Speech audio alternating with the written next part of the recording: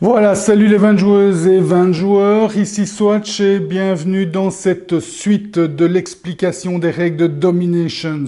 Je vous ai expliqué le tour de jeu dans la première vidéo. Vous pouvez retrouver cette première vidéo dans les commentaires en dessous de cette vidéo. Le tour de jeu commence à fonctionner. Les deux premières phases qu'un joueur jouait, donc la phase de construction et la phase de croissance, donc d'abord la phase de croissance puis la phase de construction. Maintenant, j'arrive à la troisième phase, la phase de développement. Donc, la phase de développement, eh bien, je vais vous montrer. C'est ceci, la phase de développement. Ce sont des petites, vous voyez, des petits rangements avec plein de cartes. Donc, il y en a 6, c'est normal. Il y a 6 couleurs, ce sont les 6 types de connaissances. Et quand vous prenez une, par exemple, eh bien, vous avez donc des savoirs de niveau 3, des savoirs de niveau 6 et des savoirs de niveau 9.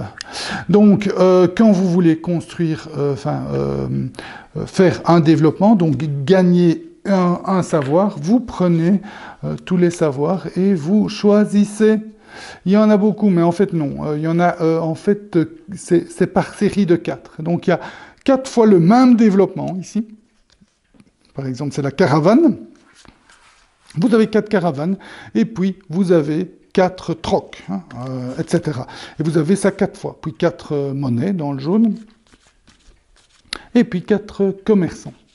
Donc, pourquoi 4? Ben, c'est pour le nombre de joueurs. Donc, vous ne pouvez avoir qu'un seul savoir par joueur. Donc, un même joueur ne peut pas avoir 2 caravanes, par exemple. Et donc, il y en a pour tout le monde. Il y a la seule chose qui diffère entre ce sont ces petits nodus, on appelle ça, donc ces petits cercles.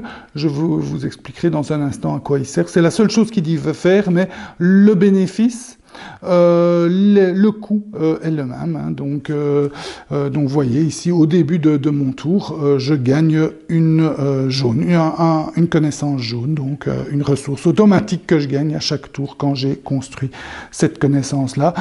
Donc, il y en a beaucoup. Vous voyez, il y en a 4 du niveau 3 et il y en a 4 de chaque niveau. Donc, vous avez un niveau 3, vous avez un niveau 6 et vous avez un niveau 9.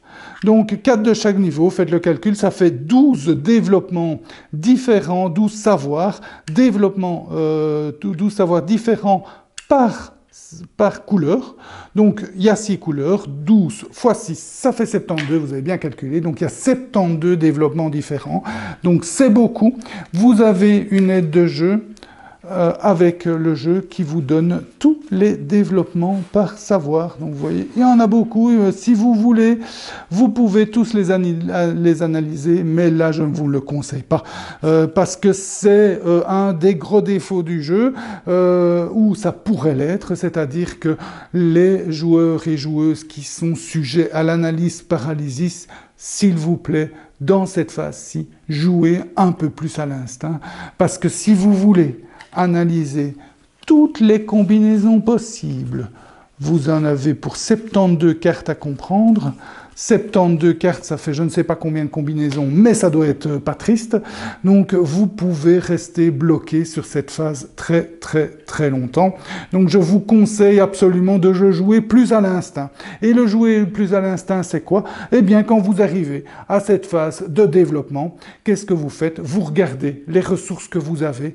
Et en fonction des ressources que vous avez, ben, vous vous dites, tiens, je vais plutôt, par exemple, ici, le joueur a 5 ressources oranges et 3 ressources mauves. Comme on ne sait acheter qu'au minimum à 3, eh bien, je vais regarder que les améliorations orange et mauve. En sachant également que chaque joueur a une carte objectif en début de jeu. Je vais y revenir à la fin de cette vidéo, mais chaque joueur a 5 objectifs. Et donc ici, par exemple, ce joueur grec, il doit avoir 5 connaissances rouge, mauve ou bleu. Donc, il peut se dire, tiens, puisque je peux acheter des mauves ou des oranges, peut-être se concentrer sur les mauves, par exemple, enfin, il y a peut-être d'autres choses à faire, mais quand même, donc, peut-être se concentrer sur les mauves, puisque je dois aller dans les mauves au niveau 9, autant gagner, par exemple, des ressources mauves, en prenant le savoir de niveau 3 qui rapporte des ressources mauves. Donc, ça peut limiter bien vos choix, vos objectifs, plus ce que vous avez. Donc avant d'analyser toutes les possibilités, s'il vous plaît, jouez un petit peu plus à l'instinct, sinon la partie risque de durer vraiment très longtemps et vos partenaires risquent d'attendre très longtemps. Donc jouez plus à l'instant. Qu'est-ce qui me reste comme ressources? Qu'est-ce que je peux faire avec ces ressources-là? Ah, ben, je vais plutôt aller vers telle ou telle connaissance en fonction éventuellement de mon objectif. Donc, j'acquiers la connaissance que je veux. Donc, par exemple, ici, je disais, voilà, j'ai 3 mauves, je diminue à 0 mauve, je prends la connaissance mauve qui m'intéresse et je la mets dans mon arbre de connaissances. Il est ici, mon arbre de savoir. Et la seule chose que je dois faire, c'est faire correspondre les petits nodus que vous voyez. Donc ici, par exemple, je ne peux pas la mettre ici parce que mauve et rouge, ben, ça ne va pas ensemble. Et mauve et vert, je dois trouver un endroit. Donc par exemple, ici, je pourrais la mettre parce que quand c'est blanc, c'est un peu une couleur joker. Il ne peut pas y avoir deux blancs qui sont l'un à côté de l'autre, mais ici, ben, le blanc, en fait, prend la couleur du mauve. Là aussi, je pourrais le mettre. Là, je ne peux pas le mettre. Là non plus. Là non plus. Là non plus. Vous voyez, il y a peu de possibilités. Hein. Ouais, je pourrais le mettre ici aussi. Donc, d'ailleurs, il peut y arriver, ça, et ça arrive, où on n'arrive pas à la mettre. Hein. Donc, parce que à cause de ces correspondances, on est obligé de faire correspondre les couleurs, et quelquefois, ben, vous n'avez pas. Hein. Donc, imaginons que ce joueur-ci n'avait pas ça, eh bien, impossible de mettre cette carte. Vous avez beau regarder, il n'y a aucune possibilité de mettre la carte. Donc voilà, donc il y a des contraintes avec ça. C'est un petit peu fastidieux parce qu'alors vous devez regarder les 4 de ce niveau-là, voir s'il n'y a pas une des couleurs qui pourrait quand même correspondre, en sachant que plus vous arrivez à les faire caler, à faire plusieurs nodus, c'est intéressant parce que vous avez souvent des objectifs ici de nodus. Ici, le joueur doit avoir 7 nodus bleus, 5 mauves et 3 rouges. Donc, il y a des petits tours à faire, mais c'est pas évident. Donc c'est un côté un peu fastidieux du jeu. Ce qui est beaucoup plus fun, par contre, c'est se dire en quel effet je veux jouer, quelle combinaison d'effets je veux avoir, etc. Surtout que ces effets sont très très variés. Ben, je vous dis, 72 cartes différentes, même s'il y a des cartes qui sont un peu similaires de couleur en couleur, il y a quand même des effets, pas mal d'effets différents. Vous allez avoir le classique, gagner des ressources supplémentaires à chaque tour, réduire le coût de certaines actions, mais vous avez aussi des trucs un peu plus fun, comme gagner des points de victoire selon certaines conditions. Donc, par exemple, ici, il gagne 3 points de victoire à chaque fois qu'on améliore. Enfin, j'y reviens pour l'amélioration. Ici, 2 points de victoire par nodus rouge qu'on a, etc. Donc, ça va vous donner peut-être des stratégies un peu alternatives ou des points de victoire à gagner différemment. Évidemment, mieux vaut avoir des avantages qui vous permettent d'encore plus exploiter ces avantages-là. Et donc voilà, ça c'est toute la richesse du jeu, c'est tout le bonheur du jeu, c'est arriver à avoir des chouettes combinaisons, bien profiter des habilités et des capacités de vos cartes pour vous faire une partie riche aussi bien dans les points de victoire que vous allez gagner de différentes façons, mais également riche par toutes les habilités que vous allez pouvoir avoir. Donc ça c'est le côté vraiment très très chouette de Domination. Voilà, donc ça c'est la troisième phase. Donc pendant la troisième phase d'un tour de jeu, je développe, j'acquiers une nouvelle, si j'ai des ressources et que je veux, hein, c'est pas obligatoire, j'acquiers un nouveau savoir, je le mets dans mon arbre, je peux, à la place d'acquérir, je peux améliorer. Et donc, quand vous regardez une carte savoir, eh bien, vous avez son coût d'amélioration. Ici, c'est 5 rouges. Donc, au lieu d'acquérir un nouveau savoir, eh bien, je décide d'améliorer un savoir existant et je le retourne de l'autre côté. Et donc, vous voyez ici, ça vous a rapporté 5 points de victoire quand vous l'avez mis dans votre tableau. Quand vous l'améliorez, vous retournez, vous gagnez encore 6 points de victoire supplémentaires et le bénéfice de cette tuile est en général meilleur, donc encore plus intéressant. À noter aussi, tant que j'y suis ici, vous voyez, le coût est mis avec un petit carré au-dessus, ça veut dire que c'est une condition.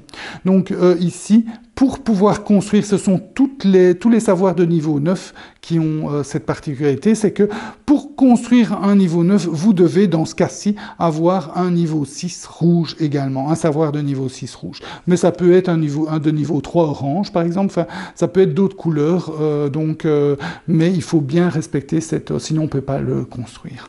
Donc voilà, ça c'est pour la construction ou l'amélioration d'un savoir, et le tour du jeu est fini pour ce joueur. Et donc, si je reviens à ma vue classique, donc vous faites, chaque joueur joue à son tour, comme ça, 5 fois. Donc le premier joueur fait ses 3 phases, croissance, etc. Puis le suivant, etc. Jusque quand tous les joueurs ont joué 5 fois et on passe alors à l'âge 2. Entre chaque âge, il se passe une phase, je dirais, automatique. La première chose, c'est que, vous vous rappelez, on va gagner des points d'influence. Donc ce sont les points ici, principalement, bon, il va y avoir des cartes qui vont vous faire gagner des points d'influence ou des merveilles, mais principalement vous allez les gagner en construisant vos cités, vos différents niveaux de cités. Si vous vous souvenez bien dans la première vidéo, quand vous construisez une cité de niveau 1, vous gagnez un point d'influence, etc. Donc ces points d'influence, à la fin d'un âge, sont convertis en points de victoire. Donc ici, noir va gagner 10 points de victoire et brun 6 points de victoire, mais il reste là. Donc il ne diminue pas à 0, il reste là. Vous gagnez les points de victoire et en plus, le joueur qui est en tête va gagner un savoir d'un des joueurs en dessous. Et en fonction d'où il se situe, ici il se situe entre 2 et 12, il va gagner un savoir de niveau 3. Quand il se situe entre 13 et 22, il va gagner un de niveau 6. Et quand il va se situer au-delà de 23, il va gagner même un savoir de niveau 9. À condition toujours de respecter toutes les conditions, donc de faire aller les nodus et les différentes conditions. Et ça peut être sympa, parce que vous avez par exemple, je vais vous montrer ce qui s'est passé dans notre partie. Vous avez le joueur ici noir qui voulait construire un savoir de niveau 9 rouge, mais il devait avoir un savoir de niveau 3 mauve. Eh bien, grâce à ça, il a pu copier un savoir de niveau 3 mauve d'un autre joueur. Donc, copier, ça veut dire simplement prendre la carte correspondante, mais l'autre joueur ne perd pas sa carte. Hein. Donc, il n'y a pas de chaos dans le jeu. Hein. Il y a des gains, mais pas de chaos. Et donc, ici, il va copier. Et donc, ça lui a permis d'avoir la condition pour jouer son université de niveau 9. Donc, ça peut être sympa en plus de gagner des points de victoire. Hein. Si vous construisez un de niveau 6, ici par exemple c'est 3 points de victoire, donc si vous le copiez, vous gagnez 3 points de victoire. Donc non seulement vous gagnez l'habilité, ça vous permet de gagner un tour, parce que je vous rappelle que à chaque tour, vous pouvez au maximum gagner, pendant la phase de développement, gagner un savoir. Donc, ça veut dire que comme il y a 5 tours et 3 âges, ça veut dire 15 savoirs. Au maximum, un joueur a 15 savoirs sur son... Donc, si à mon tour, et c'est ce qui s'est d'ailleurs passé dans une partie, à mon tour, j'ai 9 rouges, mais j'ai pas le 3 mauve, eh bien, je dois, pendant mon tour, acheter d'abord un savoir de niveau 3 mauve, puis après, au tour d'après, acheter un niveau 9. Je ne peux pas acheter 2 savoirs en un tour. Donc il y a une planification à faire, et copier chez un autre, vous gagnez un tour. Hein. Si vous arrivez à copier un bête savoir de niveau 3 qui ne vous intéresse pas, ben vous pouvez comme ça gagner un tour quand vous avez votre 9 rouge, pour directement, sans devoir essayer de gagner du mauve pour pouvoir construire un 3 mauve, etc. En sachant qu'on peut copier un niveau, en fonction d'où on se situe en influence, simple, ou un avancé. Un avancé, c'est à condition qu'on ait le simple. Donc si par exemple j'avais ceci, eh bien, et que mon adversaire a le même, la doctrine militaire, mais de niveau 3 avancé, je peux, au lieu d'en gagner un nouveau chez lui, copier et le retourner pour gagner l'habilité améliorée. Donc voilà, et les points de victoire éventuels. Donc voilà, ça c'est la première chose qu'on fait en fin d'âge. On gagne les points d'influence en points de victoire, et celui qui est le plus avancé en points d'influence va pouvoir copier un savoir d'un adversaire. Ensuite, les joueurs vont calculer un système qui est vraiment bien fait, qui est vraiment sympa dans ce jeu. C'est le système de majorité de ressources. Donc, on va attribuer ces différentes cartes, donc ici l'artisan, l'inventeur, etc., le négociant, on va les attribuer aux joueurs. En fait, c'est le joueur qui a le plus de connaissances, donc de ressources orange, qui va gagner cette carte. Donc on regarde celui qui a le plus d'orange, et il gagne la carte, donc il va gagner les points de victoire de la carte et l'habilité spéciale de la carte.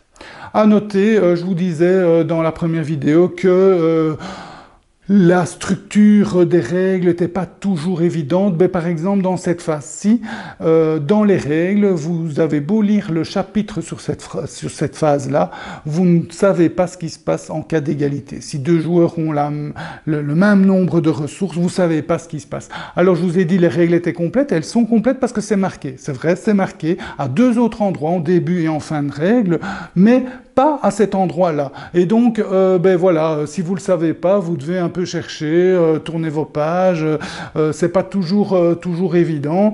Donc voilà, ben, c'est rien de grave parce que l'information est bien marquée dans les règles. C'est juste que les marquer allant au moment où on fait la phase, ça aurait été peut-être un peu plus facile pour les joueurs. Donc, mais c'est pas grave. D'ailleurs, je vous le dis. Hein. Donc, en cas d'égalité, c'est l'ordre du tour. Donc, ce qui est marqué ici. Hein, l'ordre du tour qui tranche. Donc ici, si deux joueurs ont 5 oranges, par exemple, c'est le maximum, eh bien c'est celui qui est le plus tôt dans l'ordre du tour qui gagne, etc. Et donc ça vous donne des habilités, ici ça vous donne 2 influences, ici ça vous permet de choisir l'ordre du tour, donc celui qui gagne ça gagne non seulement 6 points de victoire, mais en plus se mettra en général premier pour pouvoir trancher toutes les égalités, donc c'est sympa.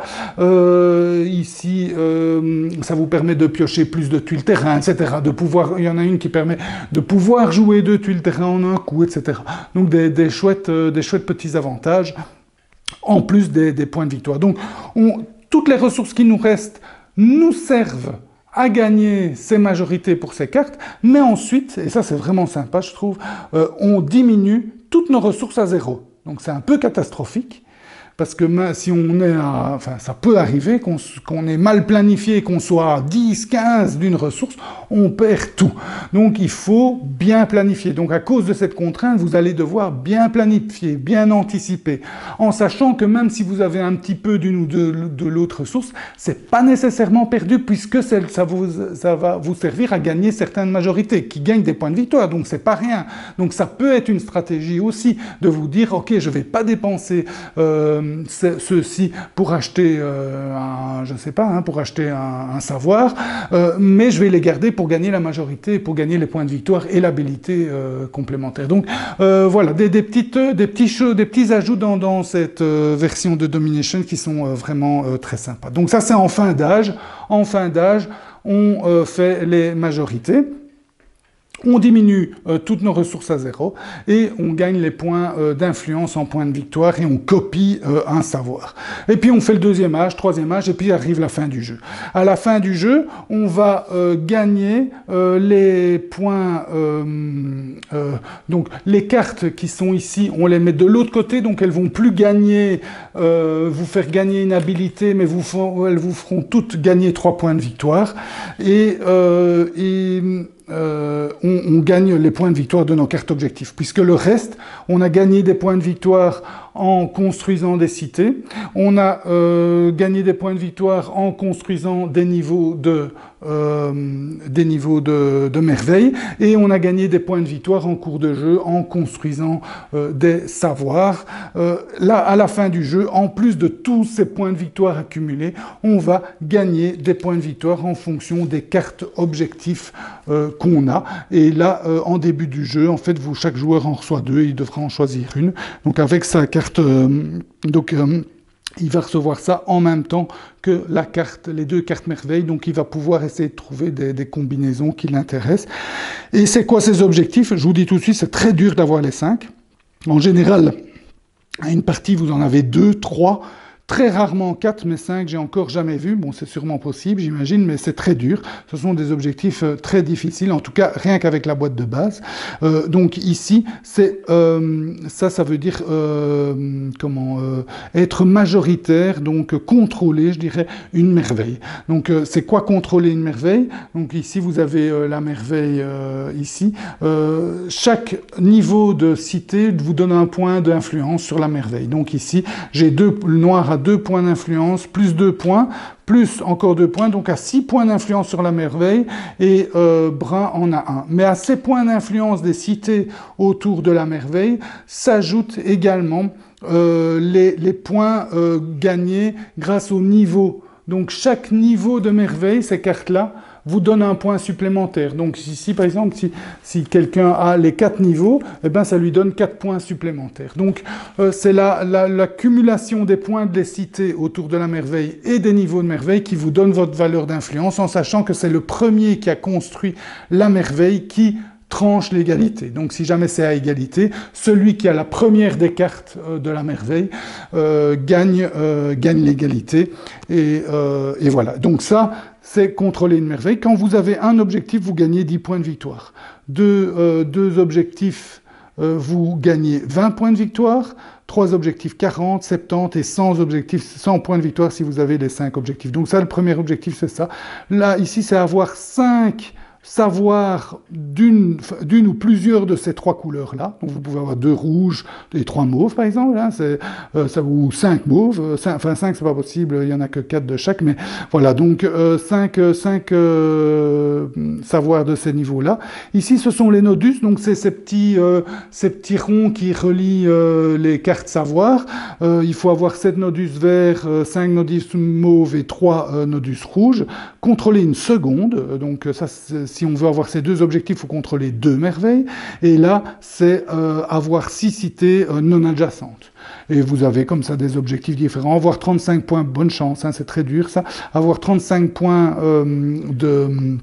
d'influence, ici avoir des savoirs de niveau 3 et de niveau 6, ici avoir des savoirs améliorés de l'autre côté, voilà, vous avez ici 8 cités adjacentes, 3 cités de niveau 2, voilà, en gros les types d'objectifs que vous avez, et voilà, vous savez quasi tout, de Domination, le jeu de base, donc un jeu très riche, grâce principalement à cette multitude de savoirs, donc de technologies, je dirais, qui vont vous rapporter non seulement des points de victoire, mais également des bénéfices. Donc vous allez, c'est là-dessus que vous allez avoir la richesse des jeux, la variabilité de la partie, en sachant qu'il y a aussi les merveilles qui vont apporter un autre aspect, donc qui vont vous donner d'autres façons de gagner des points de victoire, vos cartes objectifs qui vont vous en donner un autre, et également donc ces cartes de majorité en fin d'âge qui vont vous rapporter une autre façon de gagner des points de victoire. Donc pas mal de points de victoire qui peuvent se gagner de différentes façons, pas mal d'habilités, vous allez vous construire une asymétrie. Donc un jeu vraiment très profond, une belle surprise, ce Domination, qui n'a pas un matériel super attrayant et donc qui de prime abord attire moins, mais qui finalement s'avère vraiment très très sympa pour un un jeu expert, hein, ça a beau être épuré, un jeu de civilisation épuré, ça reste un jeu expert ou à la limite entre intermédiaire et expert. En tout cas, bien qu'il est beaucoup plus facile d'accès qu'un jeu complet comme Sid Meier's Civilization, un gros jeu de civilisation. Voilà un jeu que je vous conseille vraiment. C'est pas pour rien que je fais 2 vidéos pour vous en parler parce que j'ai vraiment apprécié. J'espère que ces 2 vidéos vous ont goûté. Je vous souhaite de bien vous amuser. Santé et à bientôt.